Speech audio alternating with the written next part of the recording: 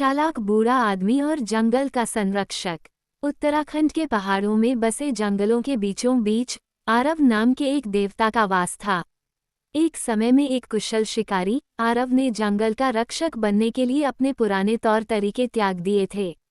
देवता में उसके परिवर्तन ने उसे अपने सिर के ऊपर आंखें प्रदान की थी, जिससे वह जंगल में सब कुछ देख सकता था। आरव की उपस्थिति मनुष्यों के लिए अदृश्य थी, क्योंकि जो कोई भी उसे देखता था वह बेहोश हो जाता था और अपनी सारी याददाश्त खो देता था। पास के एक गांव में प्रद्युम्न नाम का एक बूढ़ा आदमी रहता था। अपनी चतुराई और महत्वाकांक्षा के लिए मशहूर प्रद्युम्न हमेशा से ही ज्यादा जमीन और समृद्धि की चाहत रखता था। उसने आरव की चमत्कारी शक्तियों और उसके द्वारा योग्य लोगों को दिए जाने वाले आशीर्वाद के बारे में कहानियां सुनी थीं। प्रद्युम्न ने आरव को धोखा देने और देवता से इच्छा पूरी करने के लिए एक योजना बनाई। प्रद्युम्न को पता था कि आरव रात में जंगल में घूमता है और जंगल और उसके निवासियों की रक्षा करता है। उसने आरव के पैरों पर कुछ गंदा लगाने का फैसला किया, ताकि वह उसे अपने घर की ओर आकर्षित कर सके।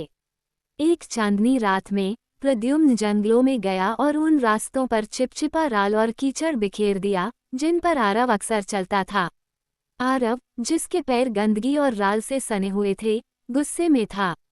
उसने गंदगी का स्रोत प्रद्युम्न के घर तक ढूंढा और उसके घर के बाहर से गुस्से में कहा, तुमने ये किया है, तुम्हें इसे तुरंत ठीक करना चाहिए। प्रद्युम्न ने निर्दोष होने का नाटक करते हुए सिर झुकाकर कहा, वन के महान रक्षक, आपको हानि पहुंचाने का मेरा कोई इरादा नहीं था। कृपया मुझे अपनी श्रद्धा के प्रतीक के रूप में आपके पैर धोने की अनुमति दें और अपनी गलती के लिए प्रायश्चित करने का अवसर प्रदान करें। आरव, हालांकि अभी भी गुस्से में था, सहमत हो गया। प्रद्युम्न ने कहा, लेकिन महान रक्षक, मैं न तो आपकी ओर देख सकता हूँ और न ही आपके सामने आ सकता हूँ। मैं आपके पैर कैसे धोऊंगा? प्रद्युम्न ने सुझाव दिया, उत्तराखंड के पुराने घरों की छत पर एक खींचने वाला पत्थर होता है ताकि वहां से रोशनी आ सके।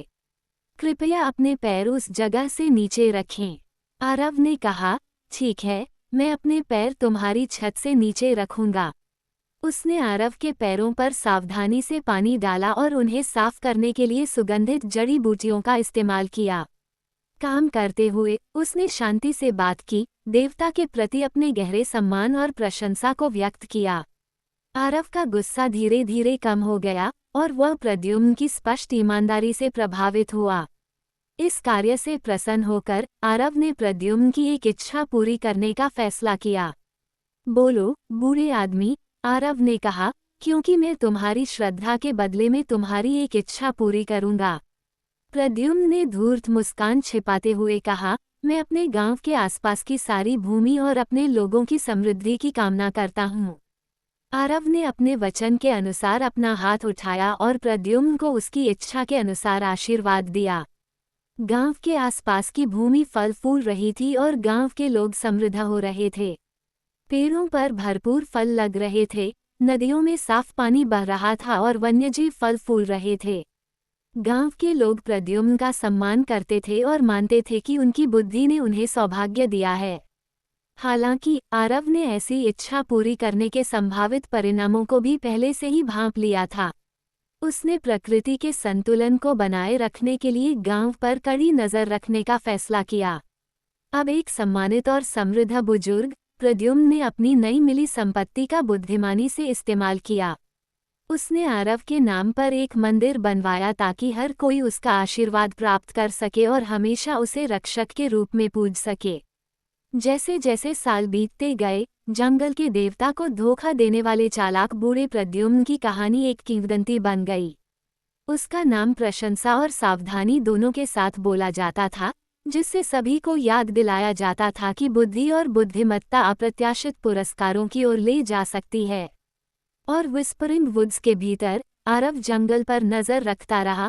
उसकी आंखें हमेशा सतर्क रहती थीं, ये सुनिश्चित करते हुए कि प्रकृति का संतुलन अप्रभावित रहे।